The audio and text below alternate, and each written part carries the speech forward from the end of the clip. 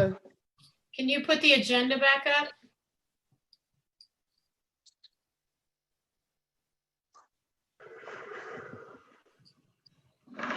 Will I? We're good, Steve. Okay. Are we ready to go, Stephanie? We got the thumbs up from Thomas. Okay. Well, then welcome everybody and good evening.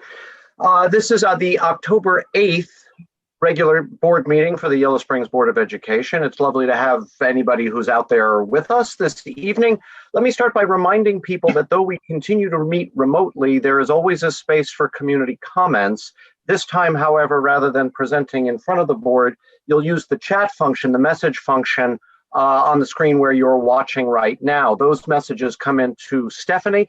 Stephanie is then able to read those into the record at the appropriate time. So if anybody would like to make a communication with the board to the schools, I do encourage you to do so at this time. Okay. With that said, why don't we begin by calling us to order and calling the roll, please. Khan. Here. Mayor Hemick. Here. Ellison. Here. McQueen. Here. Turner. Here. TJ, that's a particularly attractive look for you that we're seeing right now. So lovely to see you this evening. First thing we need to do is approve the minutes. Do I have a motion for that, please? So moved. Second. And I should just add that this is for two meetings, the regular meeting that we had a month ago and a special meeting that we had on September 21st. Are there any additions, corrections, edits that need to be made to this? Let's call the vote, please. Khan. Yes. Mayor Hemick. Yes. Ellison. Yes. McQueen. Yes. Turner. Yes. Thank you for that. And we'll move on to the acknowledgement of anybody who happens to be watching. Thank you again for coming out this evening. And we'll move into item 2 on the agenda, communications. Should I ask Stephanie if anything has come in over the electronic transom? Nothing has come yet, but we do have a bit of a delay tonight, Steve. Okay, so why don't we, as we did last time, why don't we hold off on 2.2? You'll let us know if anything comes in and we can reinsert it. So we'll move to 2.3, our administrative reports. Are we playing rock, paper, scissors for who goes first this evening? Donna, I think you just won. Yeah. All right. Well, I just have a few things tonight. My first item is about it's called the K-12 Prevention Initiative Grant. And this is a grant that was offered through the Mental Health and Recovery Board of Clark, Greene, and Madison counties. It was an opportunity that came to school districts last winter. So we went ahead and started turning in a self-assessment and an action plan. And then, of course, in March, everything kind of got put on hold. So I was excited to see the process is still going on. I got a notice that Yellow Springs, based on what we turned in, would be a strong candidate for funding. And they had just asked that we turn in some updated final budget information.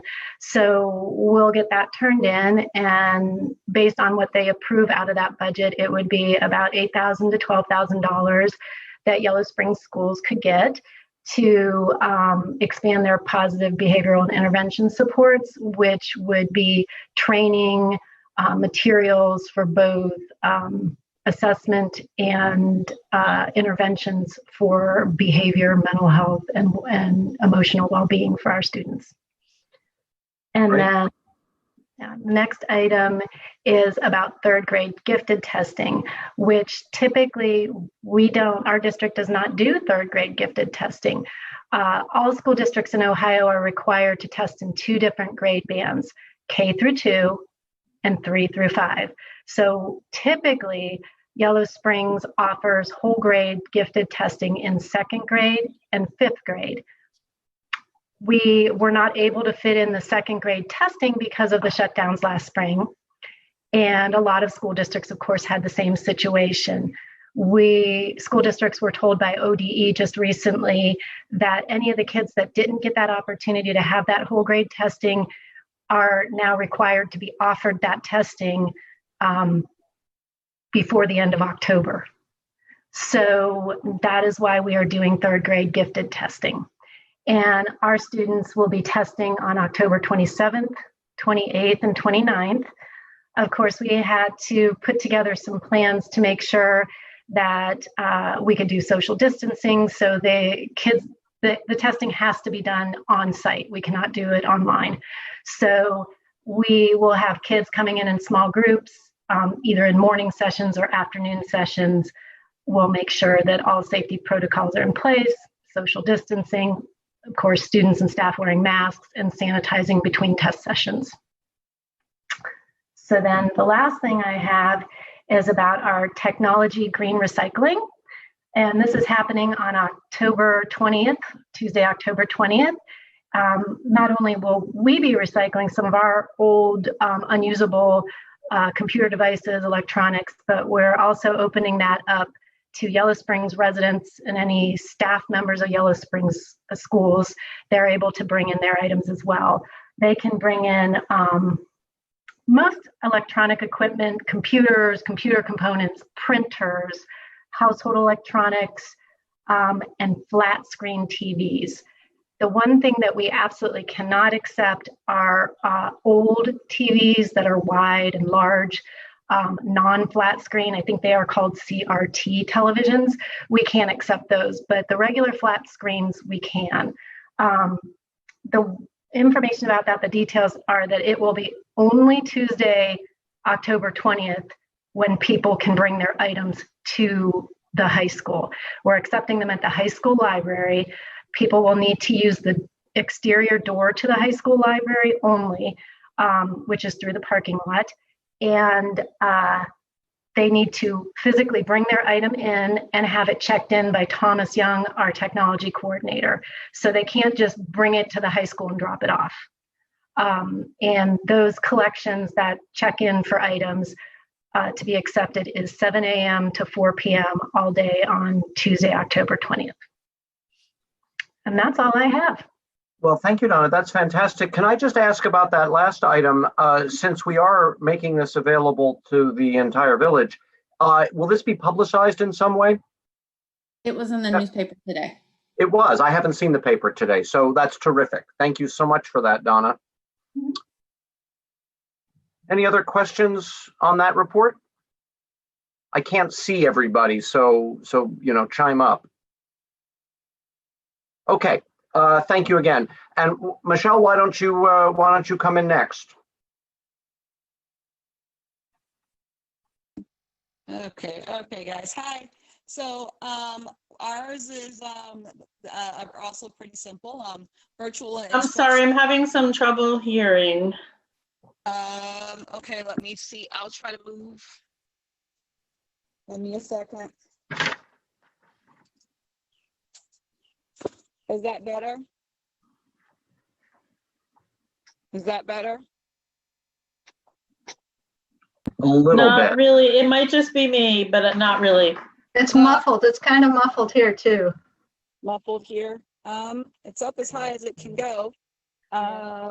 There's less static, Michelle, so I think it might be okay this way. It's a little muffled, but I think you've gotten rid of the static. Wait, click the little, say the, hold on, click the little arrow by your, there's a box setting to adjust. I checked that box. Okay. So, okay, I'm going to try like this. And then thank you, Jack, for your, for trying to help. The virtual instruction is going well. The phone is no longer ringing off the hook. People are finding their groove. The student feedback and parent feedback has been overwhelmingly positive as people are getting more comfortable with the platform. We had our second materials pickup last week. Teachers updated like at-home work materials and bags that students use for own remote instructions. It was great because families got to come up for a little bit and meet with the teachers, kind of discuss progress and see a few friends, socially distanced. Third grade testing, in addition to gifted testing, will be October 20th, 21st, and 22nd. That also has to be done in the building. So we're testing them the week of the 20th for the third grade reading guarantee, and then the last week for gifted. And then a shout out to Sarah Amin. She got a partial, she has a huge PBL partnership, a project plan this year it's called the Big Map Out. And they're going to get outside and explore outdoor spaces. The plan is basically they're going to create a map of their personal outdoor space or a designated outdoor space at home or school. And then they're literally going to map it out in weekly activities. And ultimately there'll be like, I believe, a map of the whole city eventually they're going to create over the course of this year. And she just received a $4,000 grant to purchase the supplies needed. And she's really excited to get started. Yeah, this grant is a really terrific project. And if ever there were a time for our kids to be doing an outside project, this is that time. And so I think that's really terrific, Michelle. Thank you for that. Are there any other questions that we would like to put to our Mills Lawn principal? I guess just how are you doing, Michelle? Oh, I'm doing fine. But you know, it's definitely different. But like I said, we're finding a groove. Good. Great. Well, thank you for that. So Jack, why don't you come on in now? All right, thank you. I have two things I just want to share out. The first one is a new partnership that we have with the Yellow Springs Community Foundation. Melissa Heston is, I think, their outreach coordinator, and she found this Youth Roots program that's actually centered out of, I believe, Denver. And I think we'll be one of the first areas in the state of Ohio, if not the first, doing it. And it's a youth philanthropy initiative where 15 to 20 of our students, grades 7 through 12, will partner with Youth Roots, and they'll have a trainer that takes our kids through 17 two-hour training sessions. And essentially our students will grow their leadership skills while going through the philanthropic process. So it'll start with a needs assessment for our community. They'll identify the greatest needs in our community. Then they will do fundraising. And then once they've raised funds, they will look at our needs, and they will look at nonprofits in the area who are addressing the needs, and they will grant money out to those people to help benefit our community. So it'll be a great opportunity for our kids to grow their leadership skills, to network with nonprofits in Yellow Springs, Greene County, the Miami Valley, and then ultimately our community will also benefit from this initiative. So we're really looking at targeting kids around 8th and 9th grade. So once they grow these leadership skills, they'll remain in our community for a couple more years to pass those skills on to younger students when we go through a second round of this. And then also just to continue to impact our community in a positive way. So I really want to thank the Community Foundation for their ongoing support. This is my 15th year in Yellow Springs, and they were granting money to teachers 15 years ago. So that continued support is appreciated. And just the doors that they open for our kids is amazing. So hats off to them. The second thing is a little more detailed update on theater. So last month I shared that our students would be doing short stories, and just recently the OHEDTA announced that the state conference, instead of having live shows, all of their shows will be played, will be film versions. So we are actually going to jump on board with that, and our students are going to perform Dracula, a film version of Dracula. So we've got the streaming rights and everything lined up so that we're able to do that. And, Lori Sparrow-Knapp told me at the beginning of all this that theater always thrives in a crisis and it comes out stronger. So, I think the growth here is going to be the film version. So our students, instead of learning to perform live, will be learning to perform in front of a camera. We'll learn editing, camera angles, different lighting, different sound. So many new experiences for our kids to learn, and really new tech opportunities for our kids who don't necessarily want to be in front of the camera, but can still thrive in the film industry. So we are hoping to film this actually in over 2 weekends. So, Lori, as she explained to me, with film, you don't need to rehearse nearly as much because you don't have to remember the entire thing. You only remember small clips, you film them, and then it's seaming those together. So our target date right now is for this to air on Friday the 13th. So November 13th is a Friday the 13th. So ultimately, we would have loved for it to drop right around Halloween, but it was just too tight a timeline, and we were lucky to have a Friday the 13th coming up. So exciting for us. We had our first parent meeting last night, and then our students are actually doing a workshop already beginning tonight. So a pretty aggressive timeline. I love it. That's awesome. Yeah. That is awesome. Yeah, and it's perfect on Friday the 13th. Jack, I also just want to echo what you said at the outset, because of course the Community Foundation has been involved with Mills Lawn as well. Right now, the Community Foundation has been doing so much. Gina Marie, Melissa, thank you so much for everything that you've done for the schools, but also for the entire community right now. It's quite remarkable and much appreciated.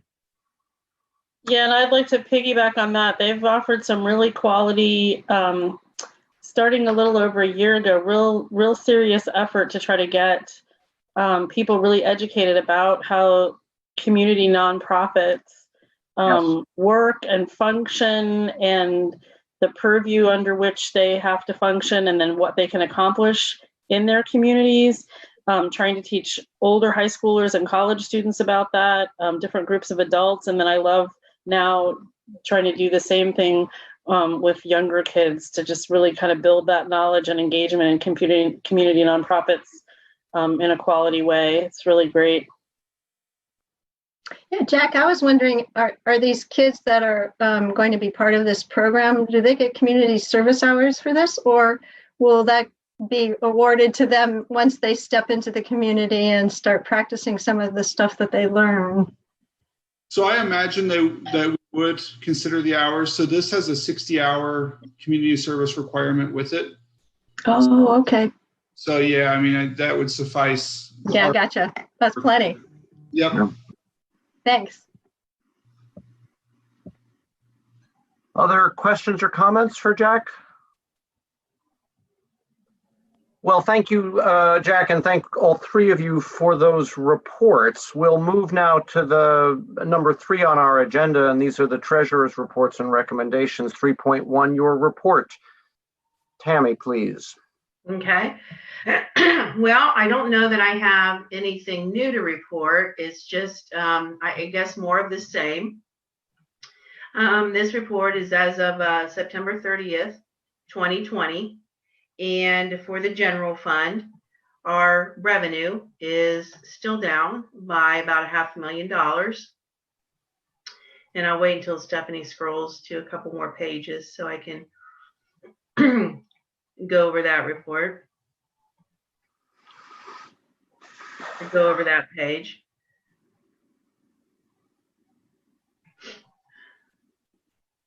So if you could stop here, Steph, that's good.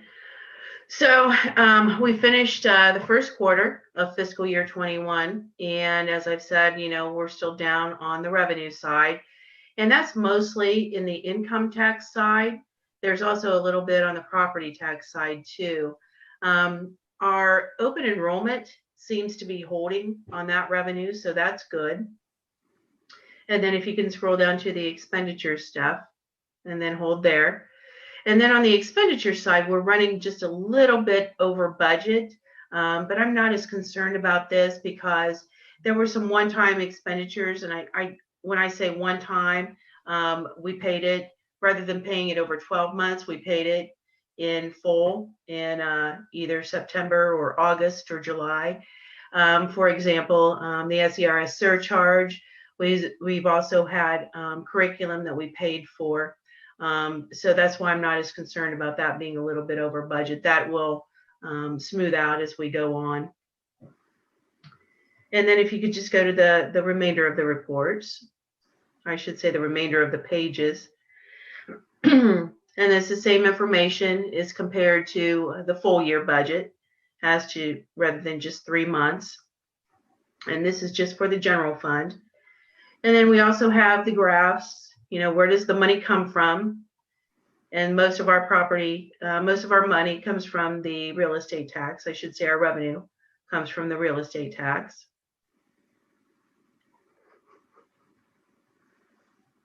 And then where does the money go?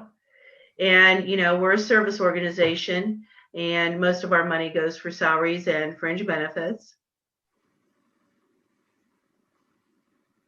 And then this is the same information in a different format, a different chart. And you can see that our revenue is running about 5% behind estimates. And then our revenue is just running slightly ahead, or I should say our expenditures are running slightly ahead of estimates. That would be good if our revenue was running ahead of estimates, but it's not.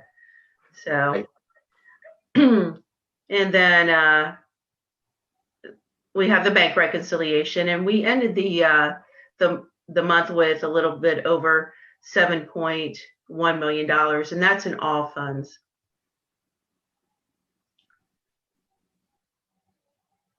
And then in the next pages, we have the individual funds from the accounting system.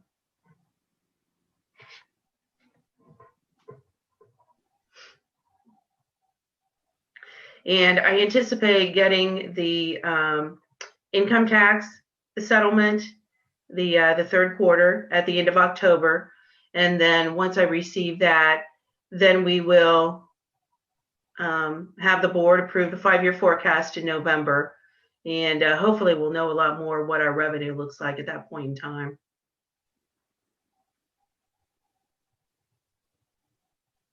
And that's all I have. Thank you, Tammy. I'll just reiterate what you discussed in our previous meetings, and that is that our income tax revenue seems is down dramatically, and we're not sure yet how much of that is attributable to the extension that everybody had to file those income taxes from April through July. We are hoping to make up that difference once those revenue numbers are reported, as Tammy just said, in October. But we are not yet sure what that's going to look like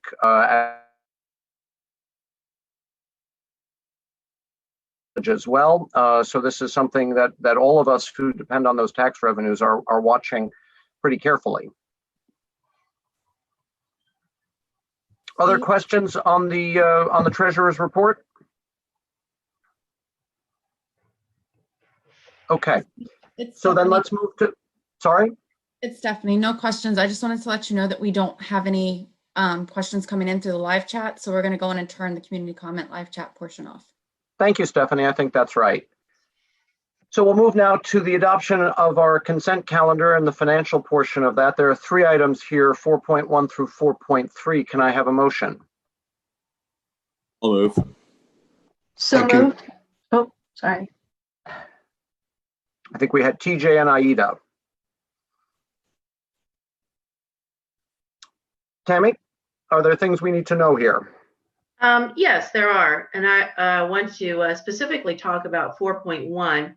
We needed to increase the general fund appropriation due to some increased special education costs. And then also I wanted to highlight the track project on here. We were able to secure funding for that, and we closed last Friday. So we have $700,000 in the bank to pay for the track project with. And I'm thinking Dr. Holden is going to get into that a little bit more later in her report. And then also just want to highlight what I call the 510, the CRF. And that's some of the coronavirus relief funds that we've received. We're using it for cleaning. We're also using some of it for hotspots. We're using it to coordinate with the village in putting, and I don't know what the term is, but putting more wireless out there in the village so people can connect. So while we're receiving those funds, most of that is spent on the our new reality that we need to work in. And then we also have reimbursement in lieu of transportation. We do this every year. And I just want to state that when, for all these students here, if they do not complete the entire year, if they're not going to school the entire year and they're online, then we prorate what we pay to them. Good. And then also we have some budget and purpose statements. Right.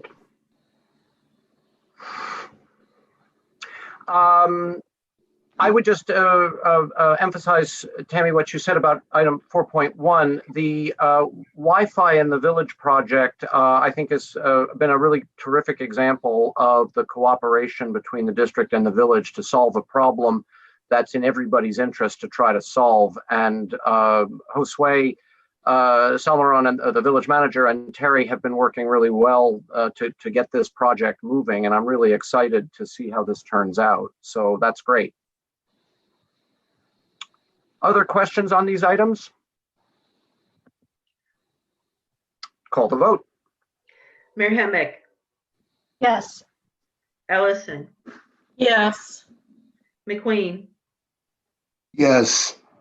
Turner. Yes. Khan. Yes. Thank you for that.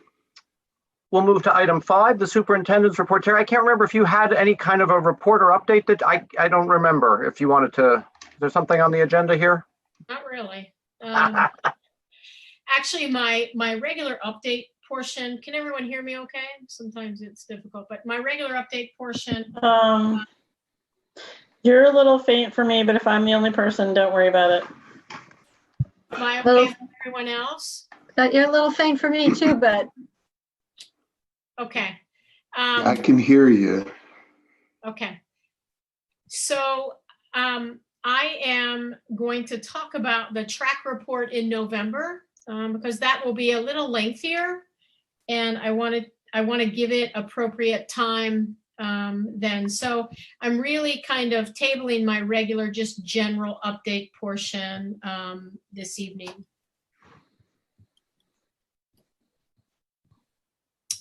So I'm ready to move into okay. Portion. So we'll go to item 6, the administrative portion of our consent calendar, and this is item 6.1 through 6.7. Can I have a motion? So moved. Second. Thank you for that. Okay, take us away, Terry. Okay, are you ready? Here we go.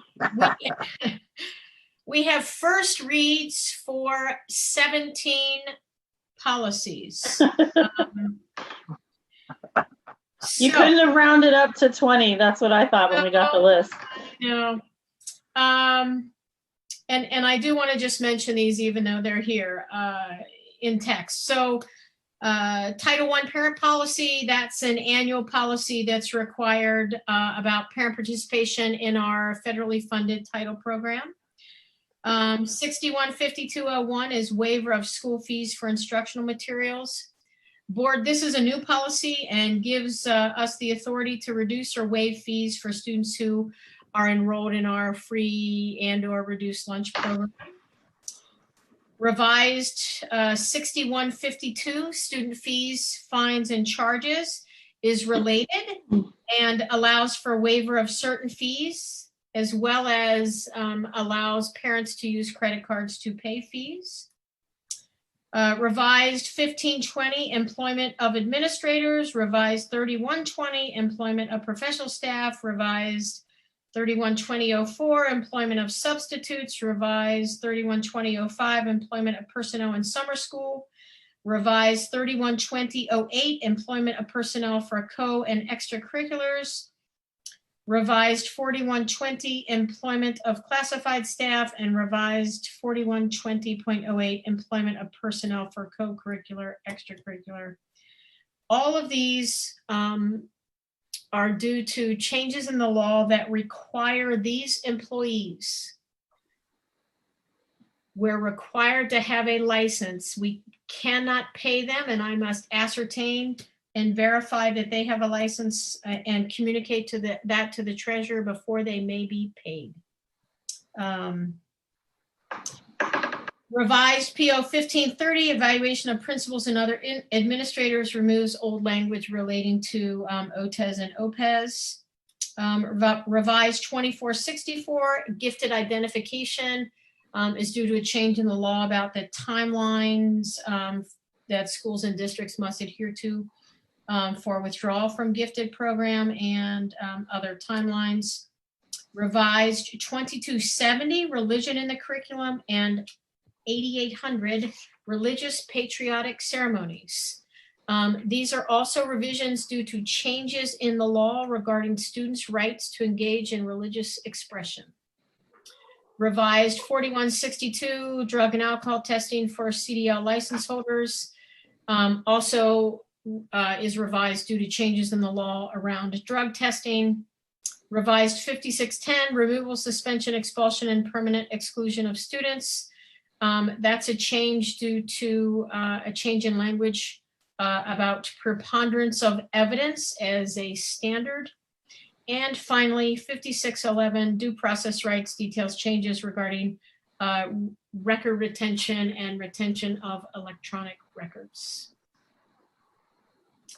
So, questions? Exciting reading. Yes. Second reads 2 policies, and that's post-issuance compliance for bonds and capital projects, and then our attendance policy that was revised to account for a virtual learning environment. Questions on policies? Okay, so what are we going to do next? I'd like to present board to you a plan that I'm calling our October transition plan. So tonight's presentation will walk you through the rationale for the plan I'm recommending regarding our education modality for second quarter as well as second semester. I've spent an incredible number of hours thinking about this, discussing this with administrators, you, the YFCA, OPSI, colleagues from other districts, and this is where I find myself tonight. It's important to make decisions based on data, not on my gut, not on what others around us are doing, and not on my ego and pride. I've considered the following data sets that you can see on the screen. And I've considered these data sets and other information to help me come to a decision tonight. And so that's what's our current health landscape? What are the conditions of our facilities? I want to speak a little bit to calendar and how that plays into this. And then the results of our parent, student, and staff surveys. So for the current health landscape, today is Thursday, and as we know, Ohio updates their public health advisory on Thursday. So we have pretty current information. All of us watch the news and listen to other media. And so we know that rates, COVID rates are going up pretty much everywhere, Ohio included. But in Greene County specifically, and I've been tracking this, I have a little list on my desk, between September 9th and today, that's 10 days. For those 10 days in Greene County, there's been an increase of 238 cases, 8 hospitalizations, and 3 deaths. We are not red, We are what I'm calling Orange H, and the H means we are a high incident case county. The primary safety guidelines we've been hearing since March have been to maintain at least 6 feet of social distancing, wear a mask, practice good hand washing. Today in our virtual format, even with staff and the small number of students we have in the safe centers, we're able to do all of these things. As we approach colder weather, data indicate that the virus can spread more easily in closed environments with little air circulation. As we approach seasonal flu season, there is the potential for an outbreak of COVID, of flu, or that cocktail of COVID and flu together. And there's also evidence to suggest that COVID-19 may be spread through air droplets, which again is another concern when it gets cold and we're inside. We all know that no real vaccine is in sight in the short term. We hope one in the long term, but no one has any real hard data on that except perhaps early 2021. So a more prudent and practical and realistic approach for us is to encourage students, families, and staff, get your flu shot. Try to live your life, but limit contact to those in your smaller circles. Maintain safe social distance, wear a mask, and practice frequent hand washing and good hygiene. Our facilities. Our facilities are older and in some ways work against us in any return to school plan. Mills Lawn is 68 years old and the middle school, high school is 57 years old. As such, given that age, simply, we know there are going to be some HVAC issues. We address them on a district level from the maintenance side as much as we can. We've also purchased small medical grade air filtration units for every classroom. And those provide an added layer of protection. The thing with those is you have to frequently change out the HEPA filters because they do have HEPA filters. The size of the majority of our classrooms is quite small. So out of the 50 classrooms across both Mills Lawn and the middle school, high school, 24% are larger than 900 square feet. 48% are between 700 and 900 square feet, and 28% are smaller than 700 square feet. So you have a nice little bell. As a point of comparison, in any new school building built in Ohio with public funds, the minimum square footage for an academic classroom is 900 square feet. School districts in Greene and surrounding counties have taken a variety of approaches to start the school year. Many of these districts have communicated plans to return in person at either 50% or some 100% capacity at the start of the second quarter. Some parents in their survey comments did say, hey, I want to go back 100%.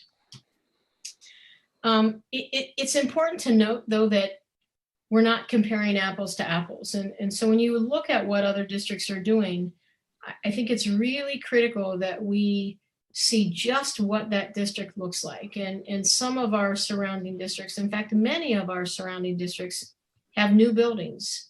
And as such, they have a minimum square foot requirement for each classroom of 900 square feet.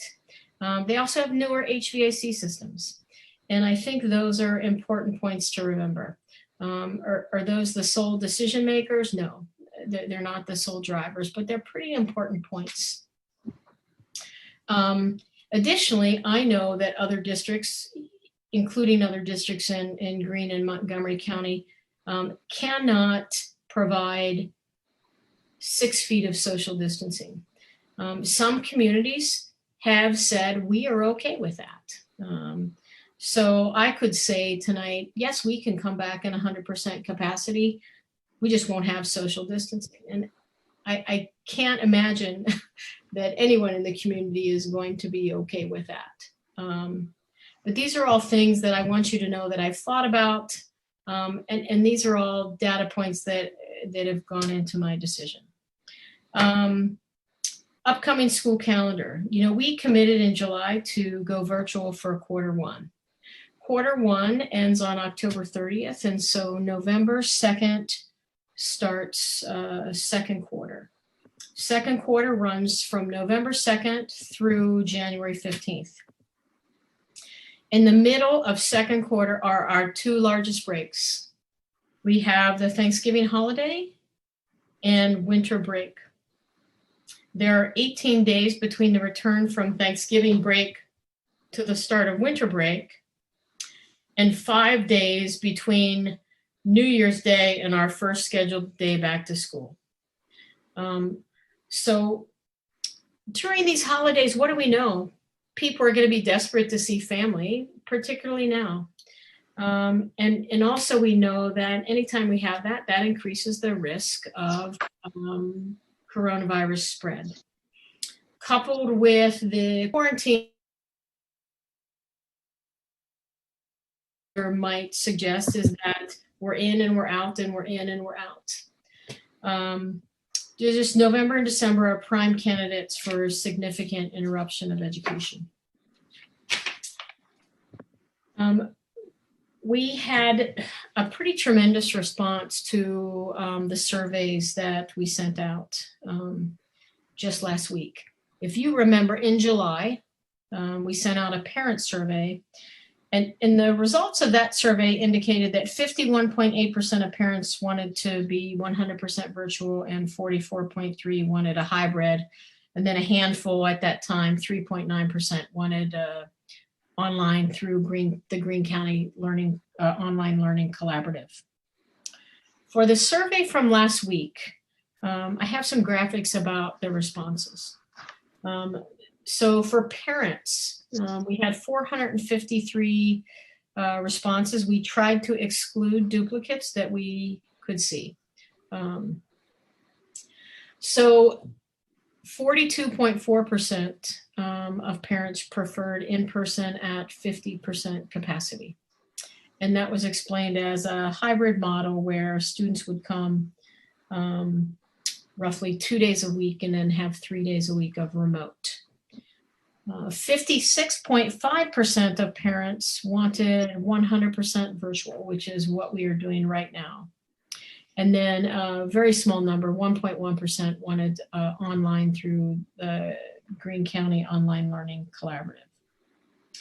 I really appreciate the responses and the comments, the comments. And so I read through all of them from everyone, staff, students, parents, and I'll talk about some themes after we go through the rest of the graph. So this is the parent survey response. For staff survey responses, we had 64 total responses. 31.3% preferred option one, in person at 50% capacity, and 68.8% wanted 100% virtual. For students, I have this broken down in two data sets. One is our student body in grades 7 through 12. You know, we only had 191 respondents, which is, you know, not maybe half of the class. But 47.1% preferred in person and 52.9% virtual. And then what really made me smile was our 5th and 6th graders, where 30.7% wanted virtual, and the rest, 69.3%, wanted in person. In my mind, taking these surveys in totality, it presents a definite preference. The comments, though, I think some themes rose from the comments that aren't to be taken lightly, and that is that everyone is concerned about safety of students and safety of staff. also, there's a huge recognition and a huge cry really for connection, academic support, IEP and 504 support, and then, you know, some what I'm going to call social emotional support, some mental health support, and then just a need for kids to be kids and connect with each other. And so I like I said, I read every comment and I really appreciate the comments. Those were the data sets that I took into consideration. And again, I have to maybe even take what does Terry personally want to do, and weigh that with what's professionally best, and given all of the data and all of the input, what do I think as leader of Yellow Springs schools is right for Yellow Springs at this time. So I think for second quarter, I do not believe it is right for us to start our hybrid approach. I believe we should remain in a 100% virtual learning environment with some exceptions that are quite different from what we've done quarter one. And I want to explain those. So Steph, you can go on to the next slide. We need to continue our safe centers. That came out in surveys. You know, parents are like, I need this to remain.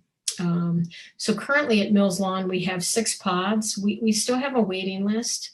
We're looking for a little bit of space and some staff to man that.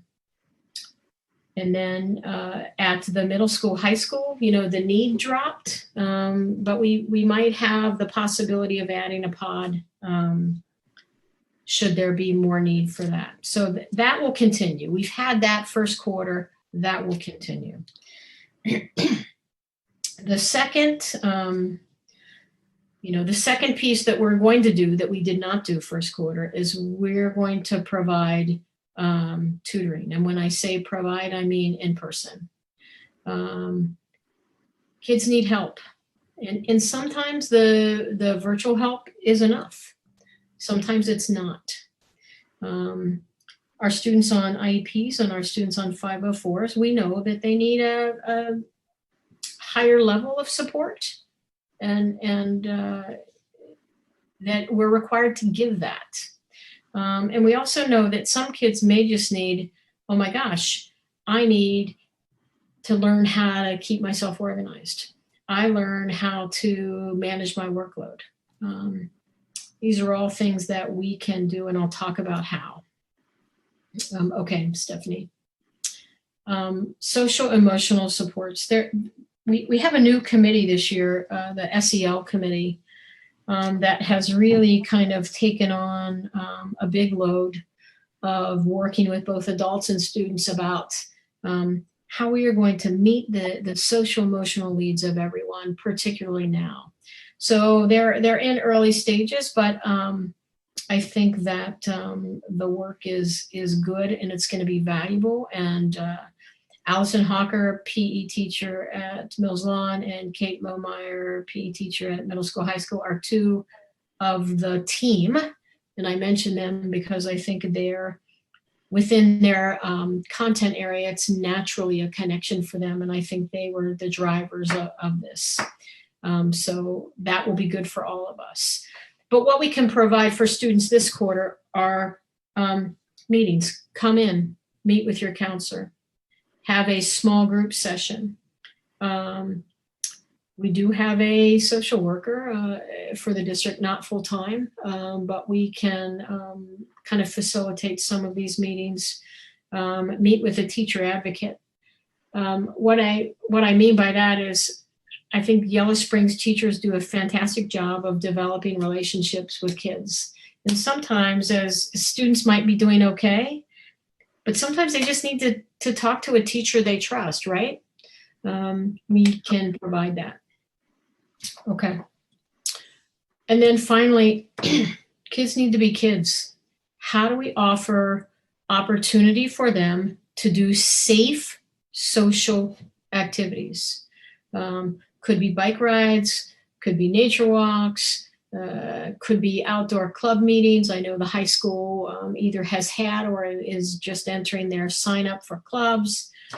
Could be virtual social hours. You know, I have my 6 bell class online and it's Friday and we're done.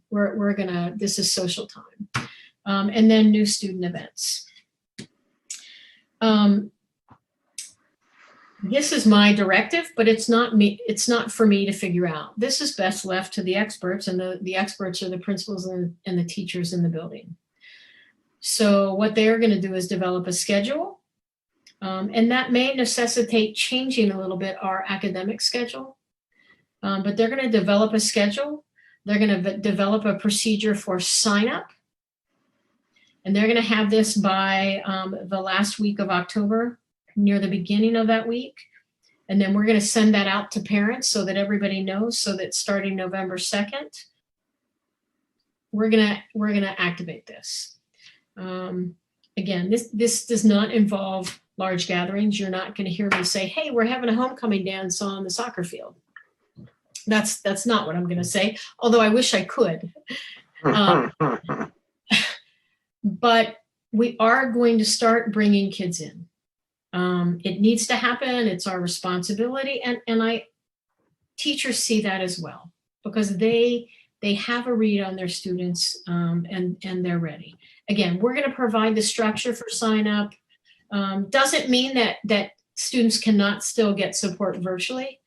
They can, but we are providing this opportunity. And it may look different at the middle school, high school than it does at Mills Lawn, because we have very different learners at each building. So that is a key difference. Even though Q2 will be virtual like Q1, it is a key difference between what we're doing now and what we will be doing. Okay, Steph. I just want to put something in here about accountability, because I think I'm accountable to the board, I'm accountable to the public, I'm accountable to teachers, but as a group internally, we're accountable to our students and to our families. But at the district level, here's what we are doing and will continue to do: providing food service for our children, providing tech access and support for students and families. We are making sure that we follow all health and safety guidelines. And then it is my commitment to continue to communicate regularly, honestly, openly about where we are and what the plan is. Teachers, again, this is a slide I used in the summer, and it still is valid here. The language is a little different, but they're going to structure schedules to support students in person during second quarter. They're also going to plan for third quarter and the physical return, and I'll get to that. They're going to continue to design and tweak their course content and their course materials so that it's meaningful for students. They're going to support students, not only academically, but with their social emotional needs as well.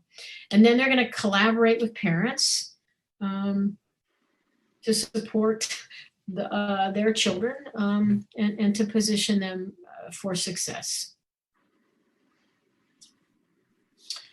Okay, transition. Here is another thing that will happen during second quarter.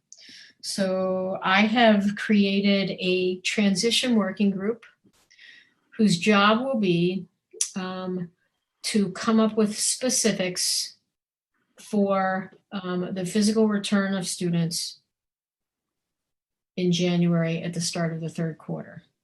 I want to talk about that, and I want to talk about what that might look like when this plan is finished.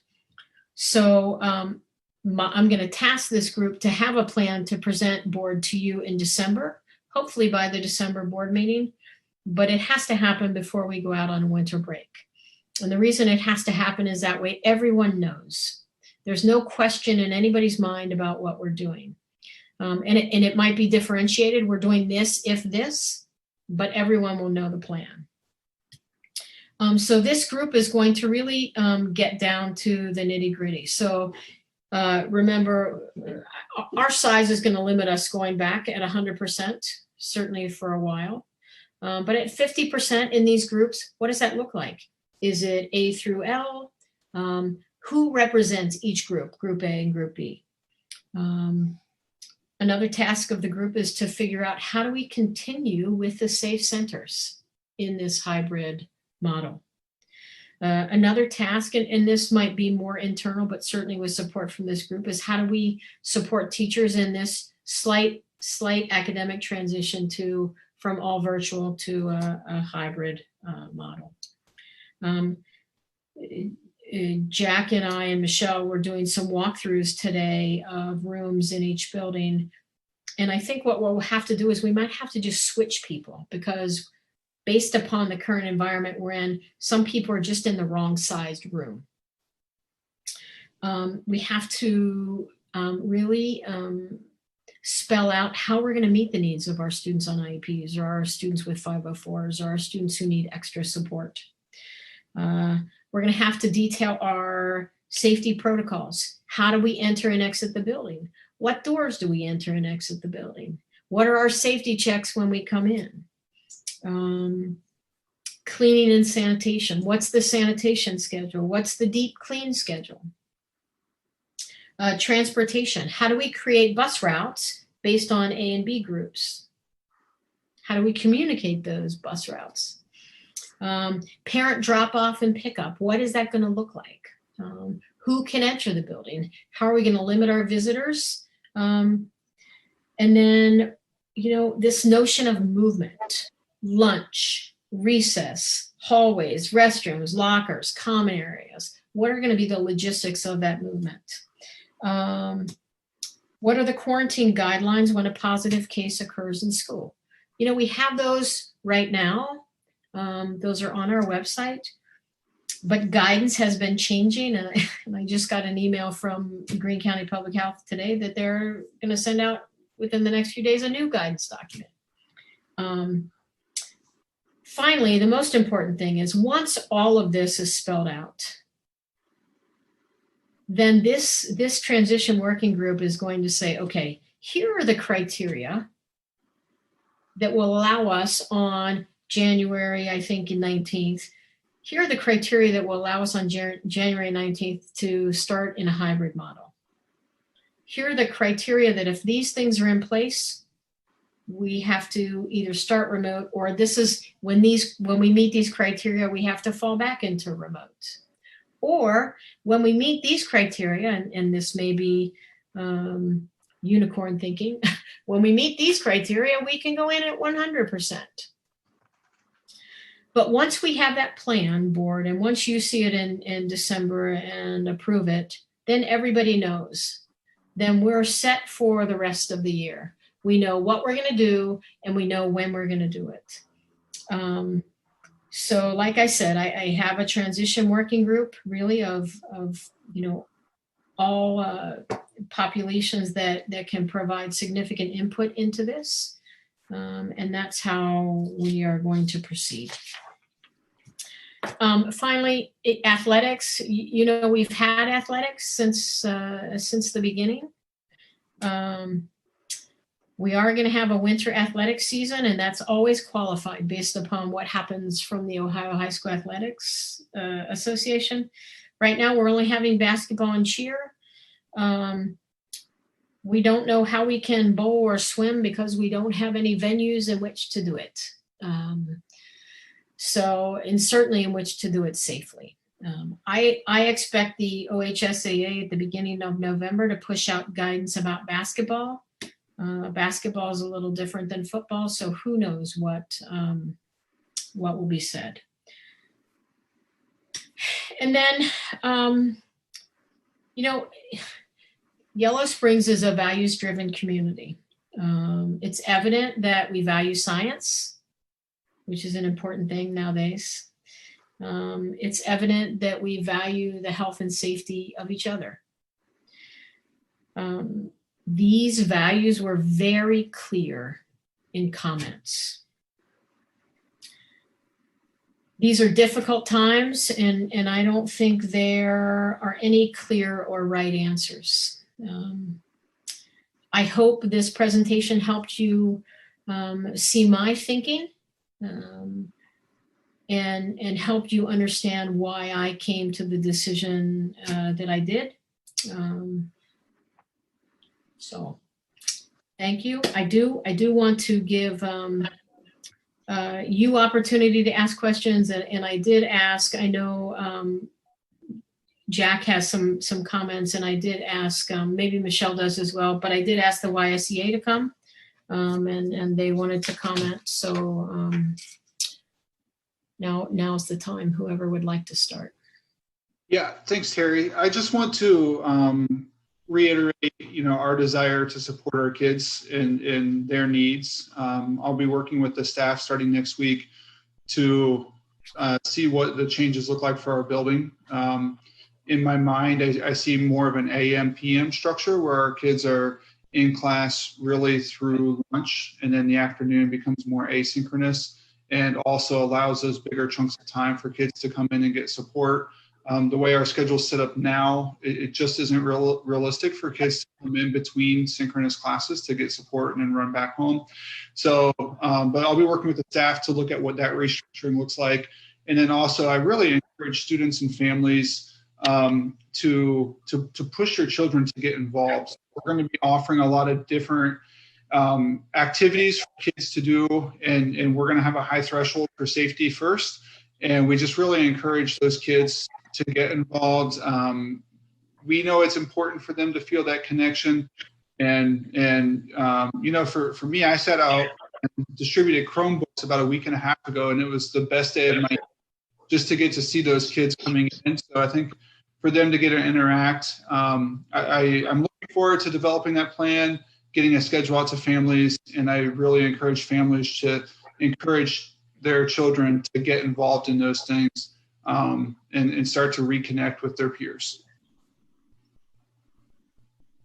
I hope you guys can hear me this time, but I just wanted to say that we, over at Mills Lawn, we had a tentative when we were planning what the reentry would be like. We had an idea of how we might be able to offer some in-person supports if we came back in a hybrid, if we came back full time, if we came back in different ways. And so we're probably going to go back and dust off those plans. We had a lot of things already discussed and figured out, and ours will look a little bit different because little people are a little bit harder to corral and harder to get to and from for parents. So ours will probably look a little bit different, and we'll probably have one day that's not an online day. It's a day where parents can keep their current childcare schedules together, and we work out where they would only have to figure out difference for one day, and have people come in and be able to meet in a small group and see everybody that they need to see and their touch in the building. So we are ahead of the game because we had some stuff in place or some ideas to go with. So I'll be meeting with my team next week to discuss fleshing that out.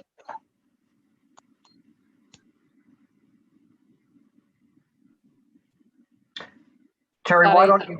Yeah, go ahead. Sada, did you want to start or? Sure, I'll go ahead. Okay. I just want to say that I'm really encouraged by listening to this presentation and kind of the idea of what we're going to be doing for second quarter, but also with the transition working group that is going to be planning third quarter, so we feel way more prepared in terms of what we're going to be doing.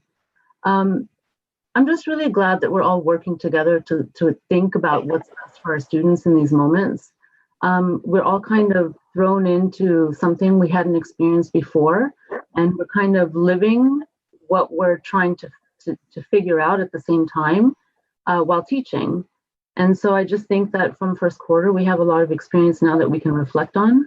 And so as we're talking about how we're meeting the needs of our students, even in discussion, like we have students who are playing sports, and so they're learning online, but they also have some kind of engagement with peers. And there's a whole group of students who don't have that same opportunity. So I'm glad that we're thinking about those students as well. And just in consideration, like there's no way initially with the second quarter that we're going to be able to fit to meet every single student's needs, but just to understand that as we're finding pockets of where kids need us, that we will be working on a solution for those pockets as they come to play. So step by step, we have our athletes are engaging in some way, and then maybe students who have high academic needs will be the next group. And we'll just keep thinking of them in pockets, trying to meet everyone by the end of second quarter. But just the discussion that's happening between administration and teachers and parents, and even our students, I think I'm just really proud of the fact that that's how we're doing this.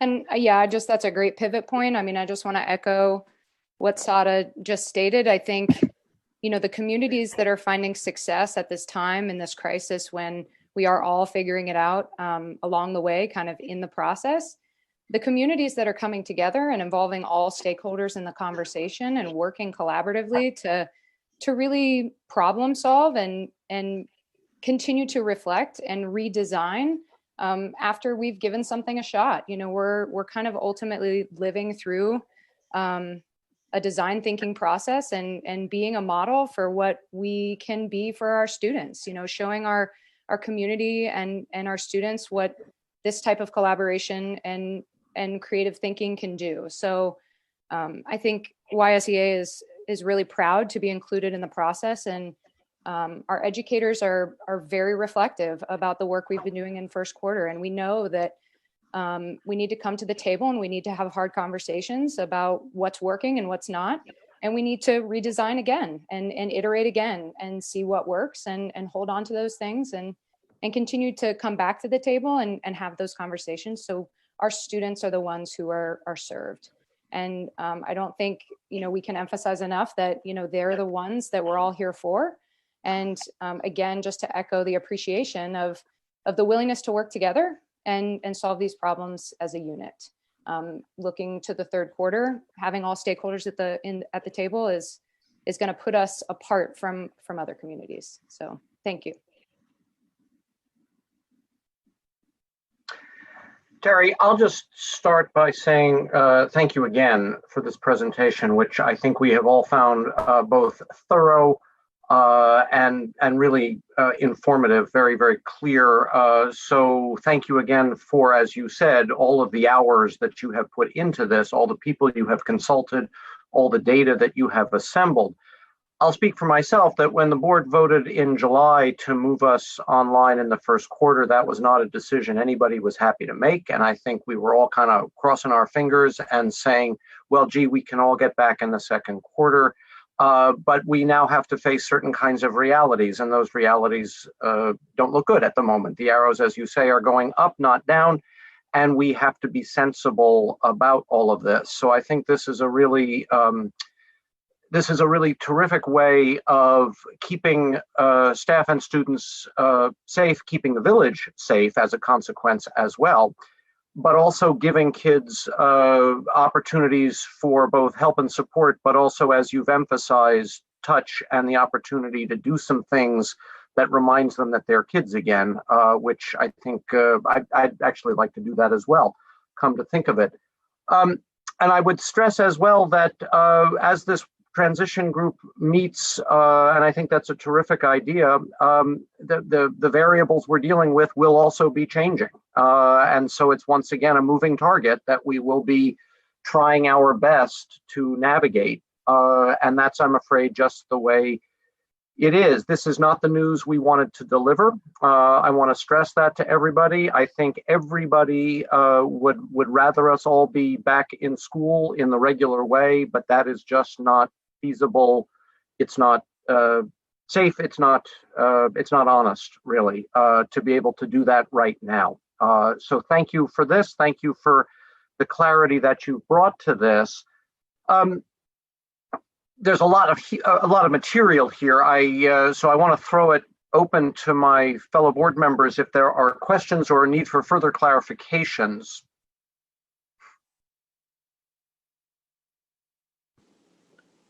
No, I just appreciate I'm sorry. I can't see either of you. Sorry, I'm trying to keep the camera off so I don't lose my connection.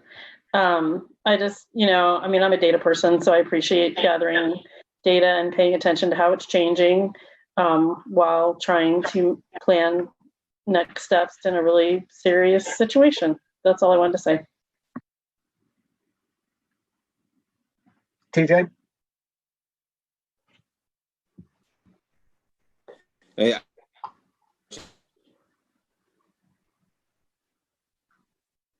TJ? concur. I think it's a good use of. Go ahead, Steve. Something's wrong with my audio. Yeah, no, we're losing you there, I'm afraid. So let's see if you can get that sorted and we'll come back to you.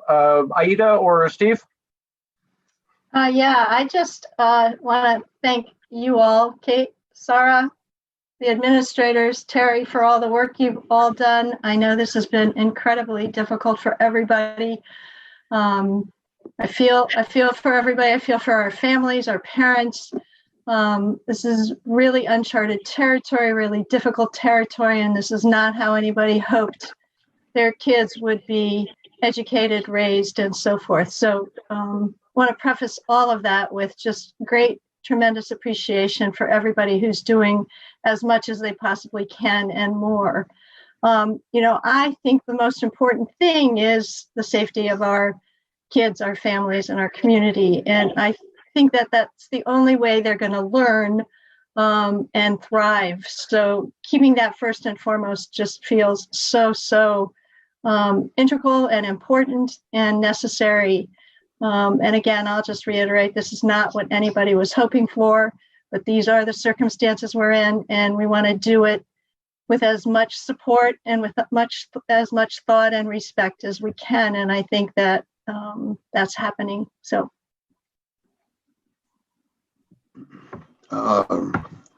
Personally, would just like to say that I understand I believe it was 46% of parents who completely want some sort of hybrid something. I understand exactly where it's coming from with a high schooler and an elementary schooler, both on a weak internet. And I mean, there's just so many aspects of how different they are, different schedules, and just what something like a hybrid situation would do. But at the same time, I'm really glad that you can see that Terry made sure to focus on the numbers of the fact that we've not gone down at all as a state, as a district, or as a country. And just the effects of the possibilities of what would happen if all of a sudden we were now in the breakout that people have been talking about that can happen or could happen. What didn't happen Labor Day or July 4th, Thanksgiving, Christmas is coming up. It's tougher for people not to decide to take a risk and hang out and just what we could be bringing back to the district. And I just want to say that it's difficult, and I just want to make sure that those people weren't ignored in any way.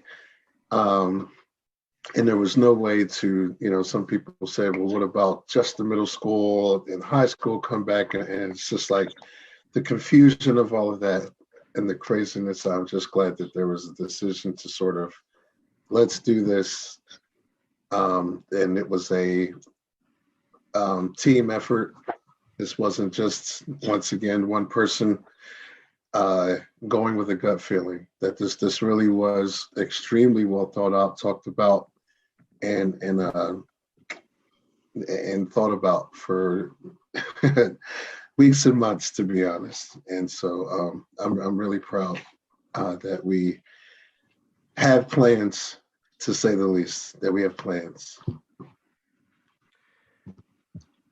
Yeah, I've just heard from TJ that his audio is still malfunctioning, so we'll have to pass on his comments.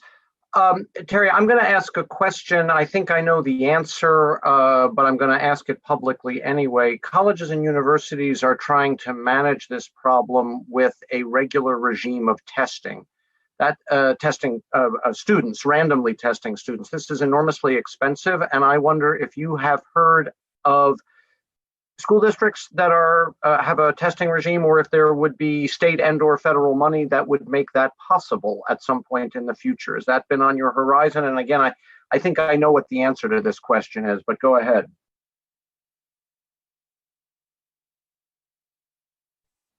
So, excellent question. People have asked that. In fact, in our staff meeting in preparation for this maybe 2 weeks ago, somebody asked that. And first of all, we don't have the money. Right.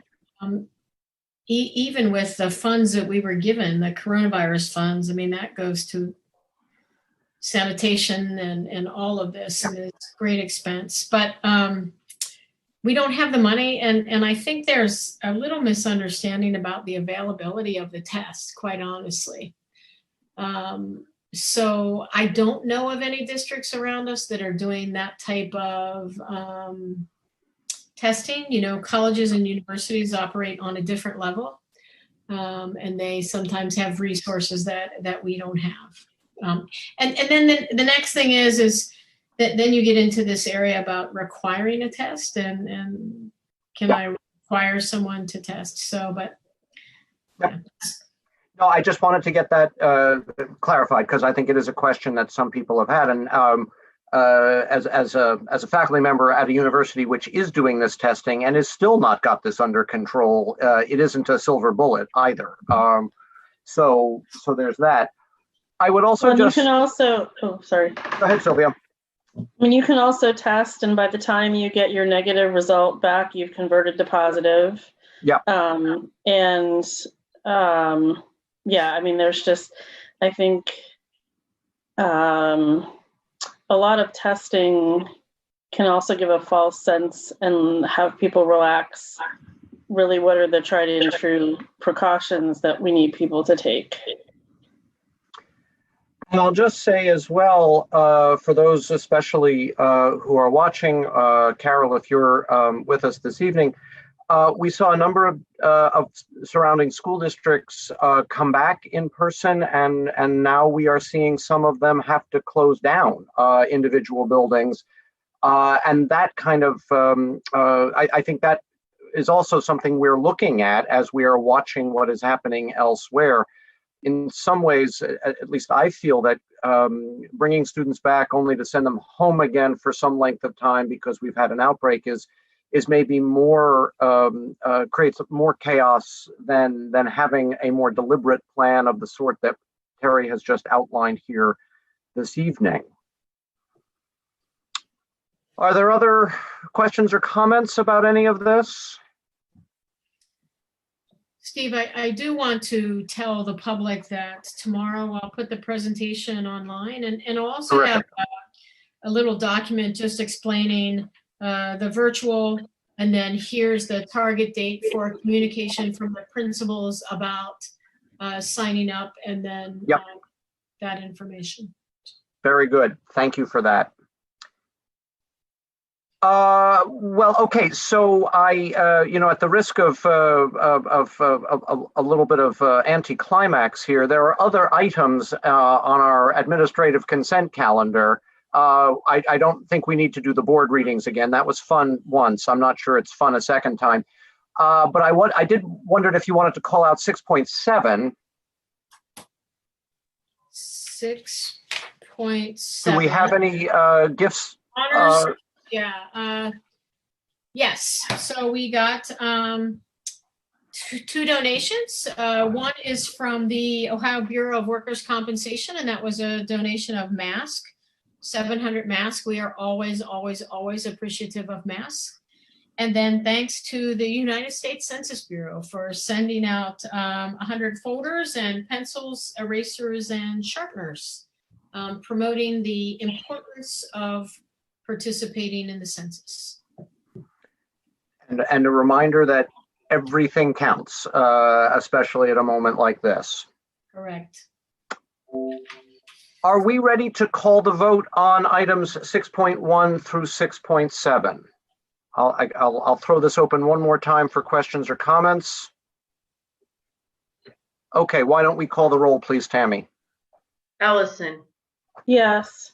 McQueen, Yes. Turner, Yes. Khan, Yes. Mayor Hemick. Yes. Okay. Thank you again, Terry, for all of that. So we'll move now to 7 on our agenda, and this is the personnel portion of our consent calendar. We have one item here, that's 7.1. Can I have a motion? So moved. Second. Thank you. Personnel schedules, Terry? Yes, board, I recommend that you approve Schedule A, which is resignations. Schedule B, certificated employment. C, support staff employment. D, policy non-exempt employment. E, extracurricular, and F, volunteers as presented. I do want to make one comment though, and I do want to say we will have a teacher retiring after years of service, and that will be no doubt a happy thing for her and sad.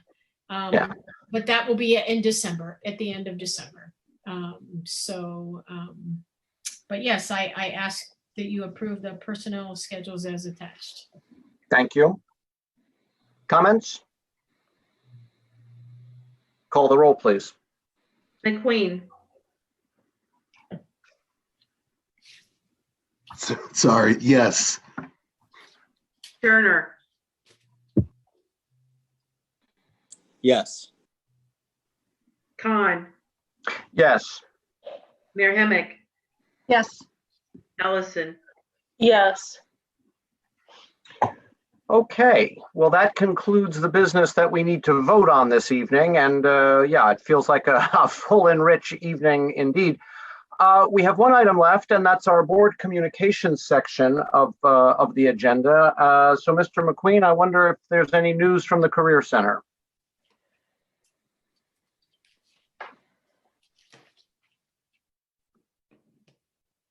No, there isn't, because the month started on a Thursday. Right. Yeah, so actually the meeting is next Wednesday, which is only the second Wednesday of the month. So normally I'll be able to report what happened last night, but it looks like I'll be able to give a double report next month. Thank you for that. Of course, I forgot about that little hitch in the calendar. Other board member items, any announcements or any other business to raise at this point? Yes, just because this happens on an annual basis, I want to just say that the Ohio School Boards Conference that many of us attend in November is happening virtually, and we frequently use it as a board building opportunity, which of course is very different because it will be all virtual and so forth. So mostly I just want to say it because it's our annual thing. Yeah. And just, to keep things going as though they're normal, that would be one of them. So anyway, that's just wanted to make that announcement. Thanks for that. Anybody else? All right, then. Can I have a motion to adjourn our meeting? So moved. Second. Second. Whatever. Jinx. Sort that out. Jinx. All right, Tammy, call that vote, please. I think Sylvia moved and I need a second. Sure. That sounds good. Turner,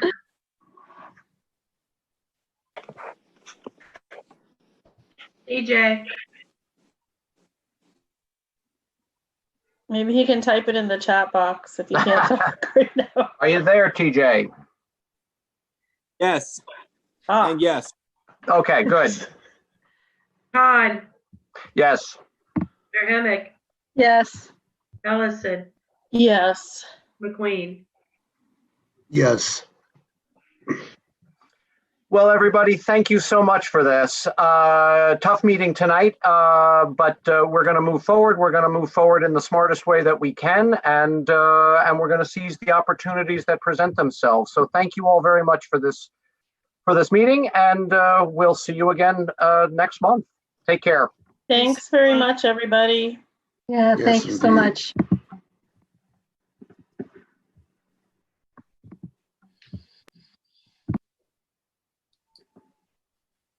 Thank you again. Thank you. Yeah, see ya.